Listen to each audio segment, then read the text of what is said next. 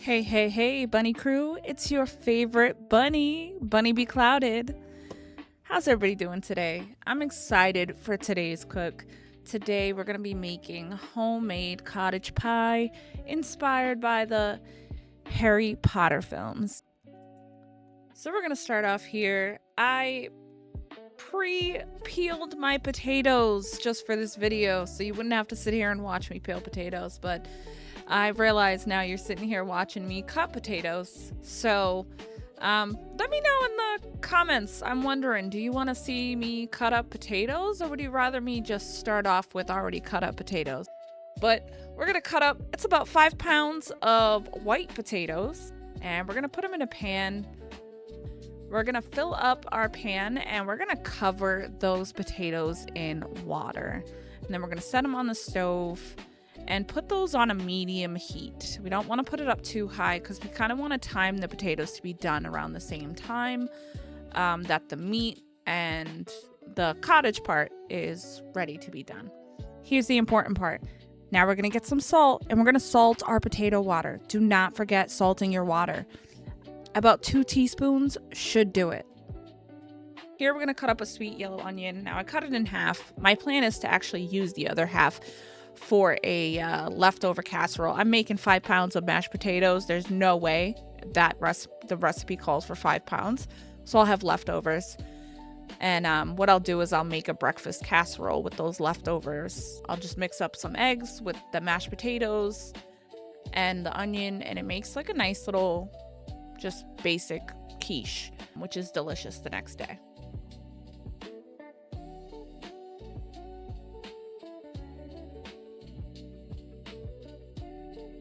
And we're going to cut up some garlic. Again, this garlic was peeled and gotten ready beforehand. And then I'm going to mince it up. I want to kind of get it fairly small. It doesn't have to be like garlic size. It just has to be good enough so that you're not biting into a whole chunk of garlic. I mean, I could eat garlic raw, which is weird, I know.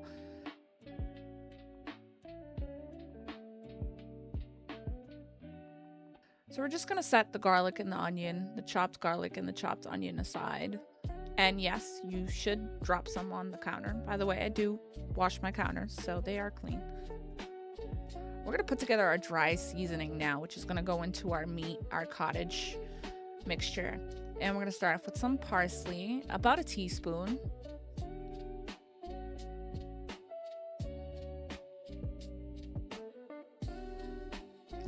I probably could have made it easier on myself and just taken off that top and spooned out a teaspoon.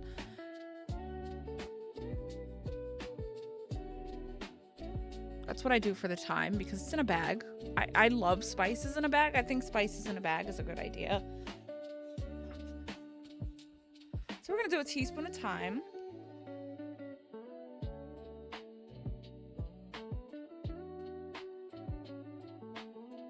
Again, we're going to get our salt, and we're going to do a half a teaspoon of salt.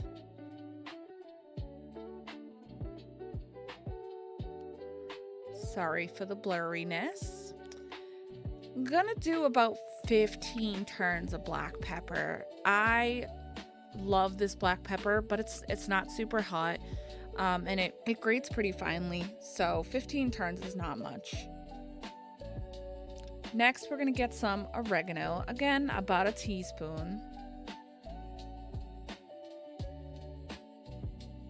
We're going to put some flour aside. We're going to use this in our mixture while we're cooking, but I just want to get it ready just because I'm doing these ingredients. So we're going to do 4 teaspoons of flour and just set it aside. We're going to use that while we're doing the hot cook. We're going to get our pan. I like to do a Dutch oven style pan just because there's a lot of juices, a lot of flavors, and a lot of stuff that's happening in here. So we're going to add our onion and our garlic with about 2 tablespoons of olive oil. We're going to let this cook down a little bit, get aromatic, releasing those flavors. And you want to make sure not to burn your garlic.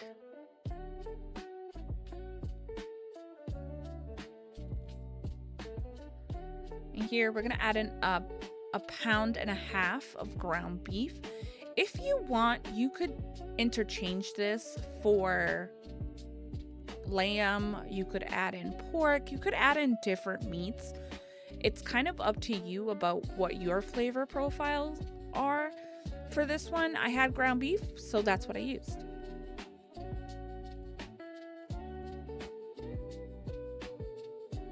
We're gonna add in our dry seasonings and we're gonna mix that all together. The meat is gonna cook down and it's gonna reduce its own fat and oils. Because this is a really lean ground beef, it is 93%. I am not gonna drain that oil off. I wanna keep those fats, I wanna keep those oils. This is not a diet recipe, so as long as you understand that, we're gonna be fine.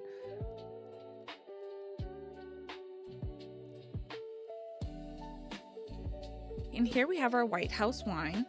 We're gonna add in 3 tablespoons of this White House wine. It's gonna give so much depth and richness to this meal. I promise it's not gonna be overpowering and most of it will cook off. So it is kid friendly, it is safe to eat. We're gonna put in some of your Who's Your Sister sauce. I'm sorry, I saw somebody say it like that and I almost fell off the chair. Worcestershire. I'm from New England. I don't know. How should I say it? Please let me know. We're gonna put in 2 tablespoons of the Who's Your Sister sauce, Worcestershire. I like this sauce, but sometimes I can find it overpowering. So I don't go too heavy on that sauce. I kind of keep it light, but you can adjust how you like it. I do know people who love that sauce and put it on everything. I just do it for depth of flavor. And here I am, I'm angling the camera just so I can show you that the potatoes are on. They're on another burner. I'm hoping soon we can up our quality. We do have some new equipment coming in soon so that we can get great views for cooks. Because we have some awesome ideas coming and I'm excited. Now would be a great time to preheat your oven to 400 degrees. So next, I'm gonna put in about 3/4 of a can of tomato sauce. This is an 8-ounce can of Goya tomato sauce, Spanish style. I don't know what the difference is. I just like this brand. I like the sauce. I think it cooks up well. I use it for everything. It's in my empanadas. It's in a lot of my foods. So this is just the one I use. There's probably other ones. I would say it's your preference. 3/4 of a can of this 8-ounce can. We're gonna get this all mixed in together. And I wish you could smell this. I mean, I know you can see the steam and all that coming off, but the aroma in this kitchen, wow. I can feel my Irish grandmother smiling right now. Plus, she loved the fact that I was mixed. So, she would have appreciated me using the Spanish Goya tomato sauce.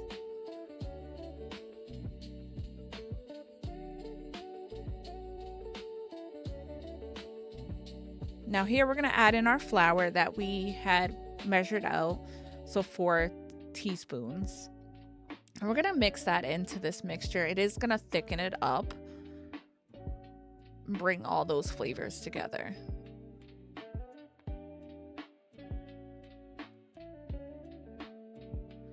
You wanna make sure you give that a minute to just saute. You don't want that flour to be raw. So we're going to be using organic beef stock. You don't have to use organic. This is what they had on sale at the store. Whatever you see I get, I know it'll work. I've cooked these meals 1,000 times. So believe me, it might be a little different every time, but I promise it'll be delicious every time.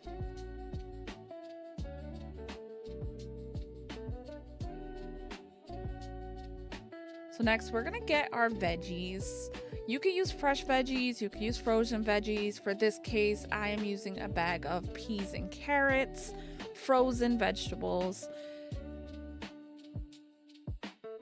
Shout out to Market Basket for always having some of the best stuff. I love the Market Basket brand. Who knows? Maybe they'll sponsor me in the future and help me get this stuff so I can, so I can cook more, because I love to cook. So I'm going to incorporate this all together. We're going to mix it in. And I love this. The sauce is coating everything. Oh, it smells so good.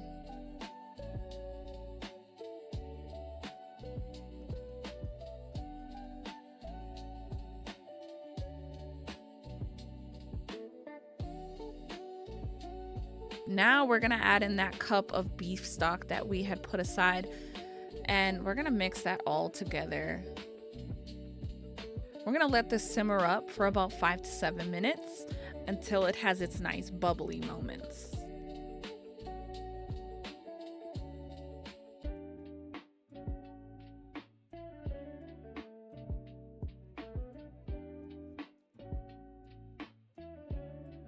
And here you can see the build up to the bubbly, and it is so satisfying. Now that this is nice and bubbly and everything's incorporated, we're going to move on to our next step and set this aside. Next, we're going to switch our potatoes over. We could have left them on the burner they were on, but I kind of wanted you to be able to see the process of making the mashed potatoes.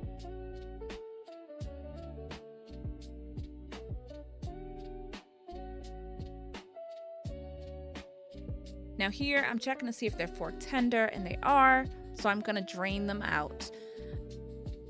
After I drain the potatoes, I'm gonna put them back into that hot pan so that more of the water can evaporate inside of that hot pan. And then we're gonna get started on making our mashed potatoes.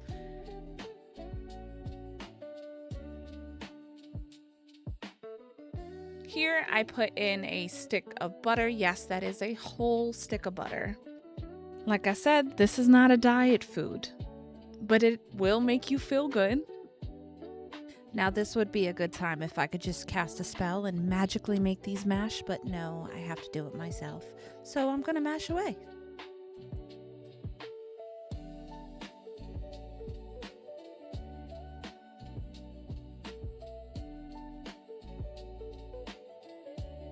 Here we're gonna put in heavy cream.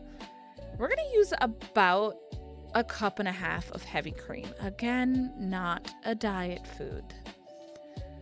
We're gonna start off with 3/4 of that cup and set the rest aside.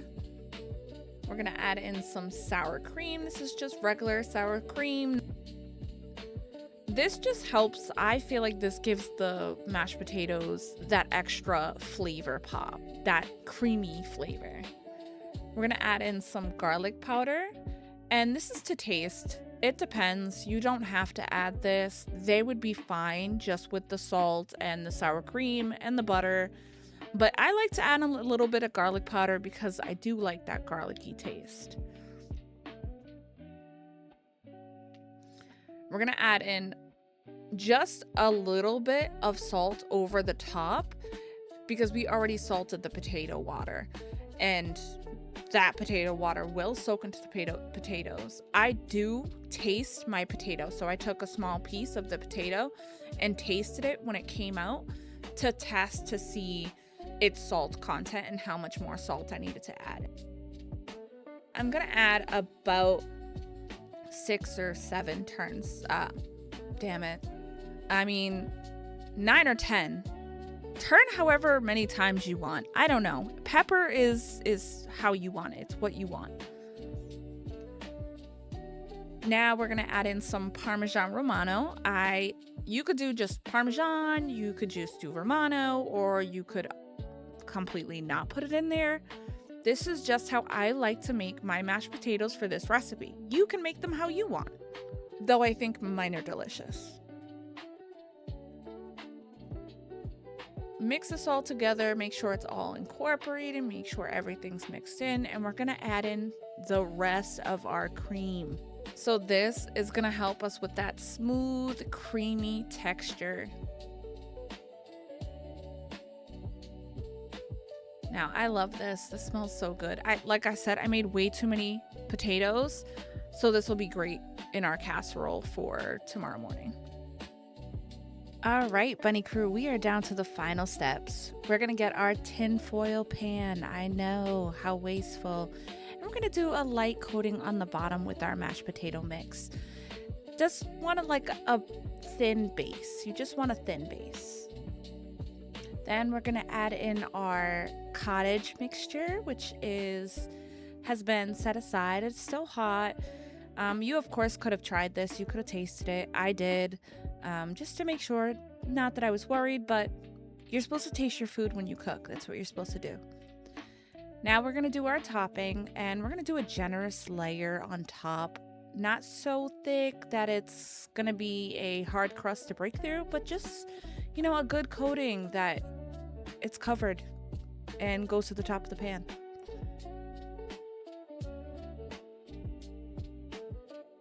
Here we're gonna put a few cracks of black pepper on top, just a few turns of black pepper on top. And here it is, our Harry Potter inspired cottage pie. I should have said Revelio cottage pie. Well, potheads, or Potterheads, should I say? If you like this one, please like, comment, and subscribe, and let me know what you want to see next.